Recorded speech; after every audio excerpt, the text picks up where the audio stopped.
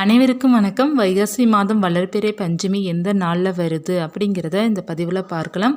பஞ்சமி தினத்தன்று வராகி அன்னைக்கு ஏற்ற வேண்டிய தீபம் என்ன அப்படிங்கிறதையும், நம் நினைத்த காரியம் நடக்க வேண்டும் அப்படிங்கிறதுக்காக எந்த தீபம் ஏற்ற வேண்டும், எப்படி வழிபாடு செய்ய வேண்டும் அம்பாளை அப்படிங்கிறத இந்த பதிவில் முழுமையாக பார்க்கலாம். வைகாசி மாதம் வளர்பிறை பஞ்சமி எந்த நாளில் வருகின்றது அப்படின்னா, வைகாசி மாதம் 29ஆம் தேதியும் ஜூன் மாதம் 11ஆம் தேதியும் 11/6/2024 செவ்வாய்க்கிழமை அன்று நமக்கு பஞ்சமி திதி வருகின்றது. அந்த திதி நேரம் எவ்வளோ நேரம் இருக்கின்றது அப்படின்னா, திங்கட்கிழமை மாலை நேரமே நமக்கு திதி நேரம் ஆரம்பிக்கின்றது. திங்கட்கிழமை சரியாக மாலை 6:17 இருந்து, அதாவது 6:20ன்னு வச்சுக்கோங்க, 6:17 இருந்து செவ்வாய்க்கிழமை மாலை, அதாவது இரவு நேரம் 7:26 வரை நமக்கு இருக்கின்றது. திங்கட்கிழமை மாலை 6:20, செவ்வாய்க்கிழமை ஒரு 7:30ன்னு கணக்கு வச்சுக்கோங்க.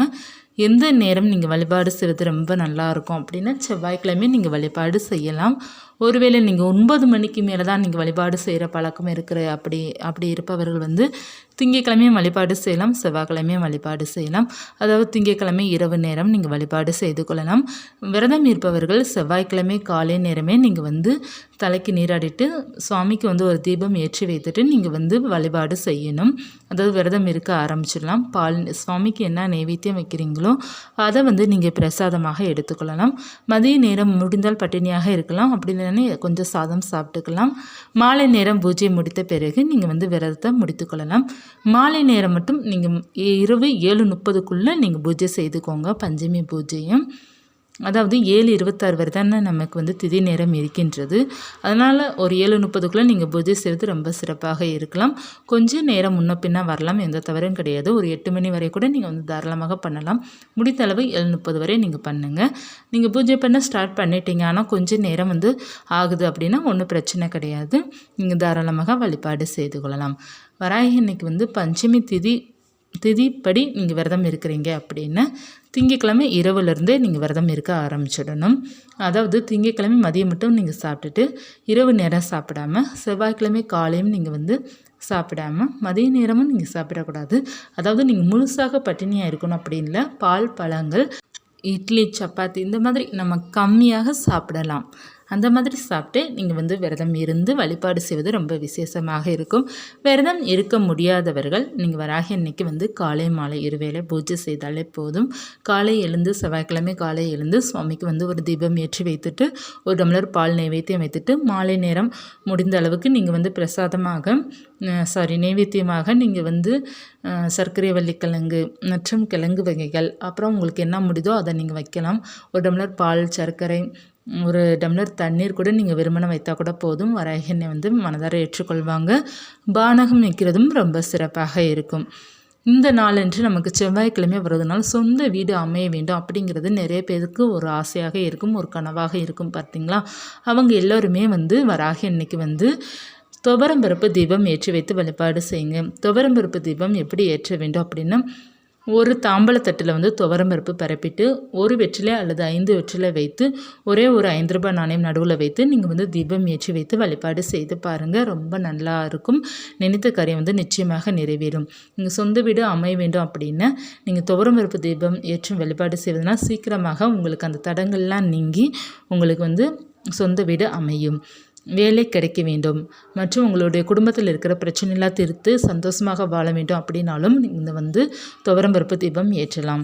அதை விட நமக்கு ரொம்ப முக்கியமான இந்த தீபம் நமக்கு நல்ல ஒரு மாற்றத்தை கொடுக்கக்கூடியது என்ன அப்படின்னா, செல்வத்தை நமக்கு ஈர்த்து தரக்கூடிய ஒரு அற்புதமான தீப வழிபாடு இந்த துவரம்பருப்பு தீப வழிபாடு. உங்களுக்கு பண வசதி, சந்தோஷம், வாழ்க்கையில் நிம்மதி, சொந்த வீடு, நினைத்த காரியம் நடக்கணும் அப்படின்னாலும் நீங்கள் துவரம்பருப்பு தீபம் ஏற்றலாம். இந்த தீபம் ஏற்றிய பிறகு நீங்கள் துவரம்பருப்பை பறவைகளுக்கு தானமாக செய்திடலாம். 5 ரூபாய் நாணயத்தை நீங்கள் சுவாமி பார்த்துக்கிட்டே வைத்துக்கொள்ளலாம். அப்படி இல்லைன்னா ஏதாவது ஒரு பர்ஸில் கூட நீங்கள் வச்சுக்கோங்க. நல்ல ஒரு மாற்றத்தை கொடுக்கும். எளிமையாக வழிபாடு தான். நான் ஒரு மந்திரம் கொடுக்குறேன். அந்த மந்திரத்தை 9 முறை, 27 முறை அல்லது 108 முறை சொல்லி வராகி அன்னைக்கு சிவப்பு நிற குங்குமத்தாலேயோ அல்லது பூக்களாலேயோ நீங்கள் அர்ச்சனை பண்ணிக்கிடலாம். அல்லது 5 ரூபாய் நாணயங்கள் அல்லது 1 ரூபாய் நாணயங்கள் இருக்கின்றது அப்படின்னா கூட நீங்கள் 108 நாணயமோ 9 நாணயமோ 27 நாணயமோ வைத்து கூட வராகினை நீங்கள் வழிபாடு செய்து கொள்ளலாம். இப்போ வந்து படம் இல்லாதவர்கள், சிலை இல்லாதவர்கள் வந்து நீங்கள் விளக்கு மட்டும் ஏற்றி வைத்து வழிபாடு செய்யலாம். இப்போ வந்து சிலை இருப்பவர்கள் நிச்சயமாக நீங்கள் அபிஷேகம் பண்ணலாம். ஏதாவது ஒரு 5 அபிஷேகமாவது பண்ணலாம். பால் மற்றும் மஞ்சள், குங்குமம், ஏதாவது பழங்கள் இந்த மாதிரி நீங்கள் வந்து அர்ச்சனை செய்து வழிபாடு செய்யலாம். ரொம்ப முக்கியமானது பார்த்தீங்க அப்படின்னா, சிலை வைத்திருப்பவர்கள் அனைவருமே நீங்கள் வந்து மாதத்தில் வருகின்ற பஞ்சமி தினத்தன்றாவது நீங்கள் வந்து அர்ச்சனை பண்ணுவது தான் ரொம்ப சிறப்பாக இருக்கும். வராகி அன்னை வழிபாடு ரொம்ப எளிமையாக இருந்தாலும் நல்ல ஒரு மாற்றத்தை கொடுக்கும். எதிரி பிரச்சனை தீர்த்து வைக்கும்.